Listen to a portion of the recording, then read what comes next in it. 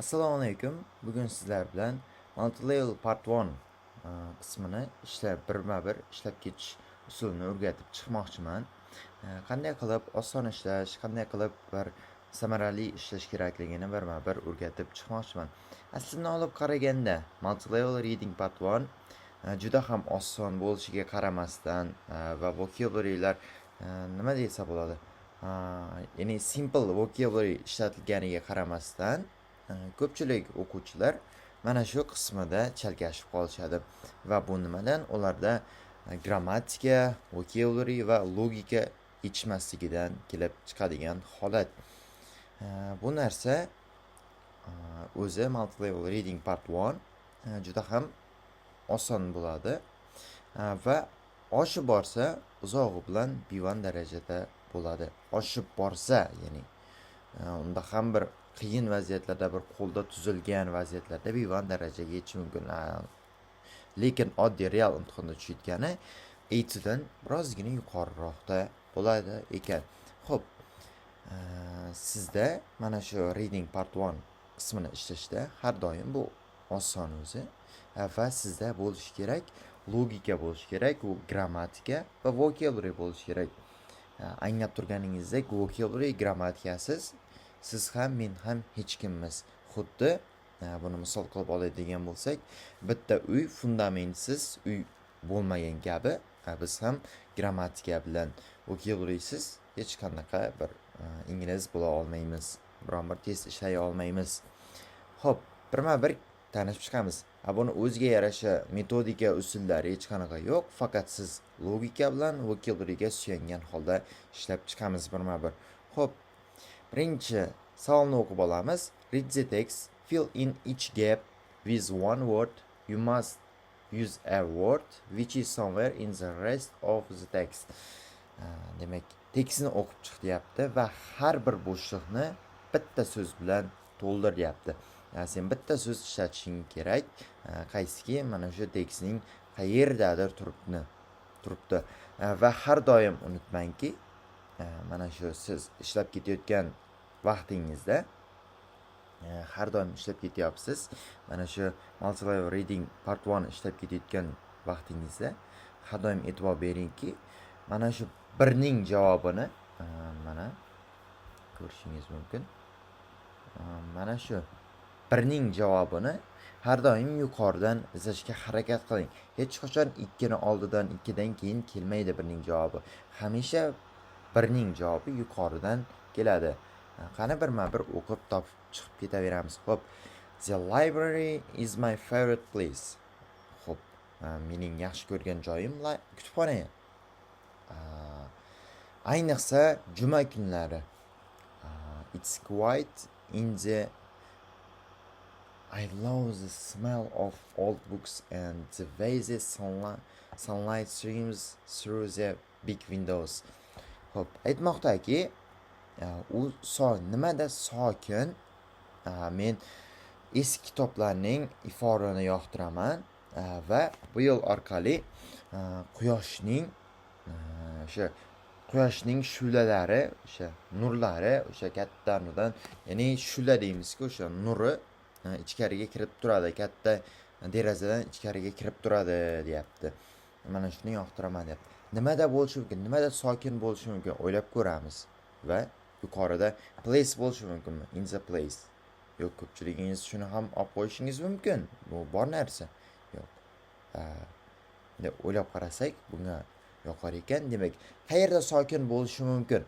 Agar place o'zini oladigan bo'lsak, place bu hech qanday biron bir narsani belgilab kelmayapti. Shuning uchun ola olmaymiz. Xo'p. Va qayerda sokin bo'lishi mumkin? Albatta kutubxonada va o'z-o'zidan, chunki kutubxonada hech kim bir diskoteka qilmaydi-yu, biron bir qo'shiq qo'yib baqirmaydi-ku. Shuning uchun quiet va nima bo'lganligi uchun biz bu yerga library olamiz. Xo'p. Last o'tgan nimadirda I went to the library to find a book about astronauts. Xo'p, o'tgan nimadirda men kutubxonaga bordim. O'sha astronavtlar haqida bir kitobni topish uchun kutubxonaga tashrif buyurdim. o'tgan nimadirda nima bo'lishi mumkin? O'tgan yilmi? Nima bo'lishi mumkin? O'ylaymiz. Yo o'tgan quyoshmi? O'ylaymiz yaxshilab. Demak, men bu yerda yuqorida bizda berilib ketganida bunga ayniqsa juma kunlari borishni yoqtirar edi. O'shaning uchun bu yerda last Friday bo'ladi. O'tgan juma men kutubxonaga bordim astronavtlar haqidagi kitobni topish uchun. Xo'p. Ko'rib turganingizdek, buni hech qanaqa qiyin joyi yo'q. Shunchaki sizda logika bo'lsa bas. Xo'p, vocabulary ham.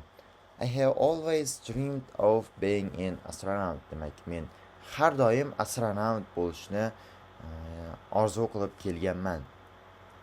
Soaring through space, ya'ni koinotni kashf qilishni. I read a book about how it live in space. Xo'p, men haqida o'qidim. Qanday bu yerda subject kerak, nimadir yeydi. Live in space, o'sha koinotdan nimadir yeydi. Xo'p, bu yerda shunday qilib e'tibor beramiz. Nimadir? Xo'p, space bo'lishi mumkinmi? How space eat? Yo'q, bu bo'lishi mumkin emas. Koinot yeydi. Yo'q, bu bo'lishi mumkin emas. Va qaraymizki, yuqorida mana buni tepasida astronavt bor ekan. Xo'p, sizga o'sha har doim mana buni, xo'p, qarang, sizga berilgan tekstda yuqorida e'tibor berib ketganingiz kabi birning javobi ham tepada chiqdi. Hech qachon 2 ni oldidan yoki 2 dan keyin chiqmadi. 2 ning ham javobi yuqoridan chiqdi. O'shanaqa har doim shu narsaga e'tibor bering. Hech qachon olib qo'ymang. Har doim javoblar bundan oldinda keladi. Xo'p. I finish it. Men nimanidir tugatdim. Hatto qisqagina hisobot ham yozdim. Xo'p, nima bo'lishi mumkin? Nimanidir tugatibdi. Xo'p, nima bo'lishi mumkin? O'ylaymiz. Koinotni tugatibmi? Yo'q. Chunki bu yerda aytib o'tib ketdi. I read a book. Kitob o'qidim haqida. Demak, bu kitobni tugatibdi va hatto kichik ham report ham yozibdi, hisobot ham yozibdi va I gave to my teacher. Men ustozimga berdim. Nimani berish mumkin? Koinotni berish mumkinmi? Yo'q, koinotning egasi emas-ku bu. Bu yerdan endi olamiz, bu yerdan I wrote a short report degan joydan olamiz va bu yerda o'z-o'zidan o'zi report bo'ladi.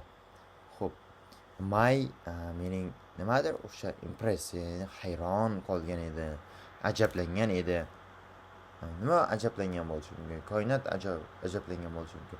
Men koinotim ajablangan edi. Yo'q, bu bo'lmaydi. Demak, ustozimga bergandan keyin ustozi o'qib yurgan va bu yerda teacher bo'ladi. Ustozi qiziqqan, hayratlangan. Bir kun men o'sha kitob yozishni o'zimning sayohatim, o'sha yulduzlarga bag'ishlangan sayohatim haqida bitta kitob yozishni maqsad qilib qo'ydim va u o'sha har bir kutubxonaning tokchasida turadi. Mana ko'rib turganingizdek, buni hech qanday qiyin joyi yo'q. Faqat siz mana shunday qilib nima deysiz bo'ladi? Mana shunday qilishingiz so'raladi sizdan. Gapni yaxshilab tushunib olishingiz kerak birinchi o'rinda va keyin yaxshilab tekstni o'qib bo'lgandan keyin logikangizni ishlatgan holda birma-bir har birini topib ketaversangiz bo'ladi. Umid qilaman sizga videomiz yoqdi va kanalimizga o'z hissangizni qo'shgan holda videoga bitta like bosing va kanalimizga obuna bo'lishni unutmang do'stlar.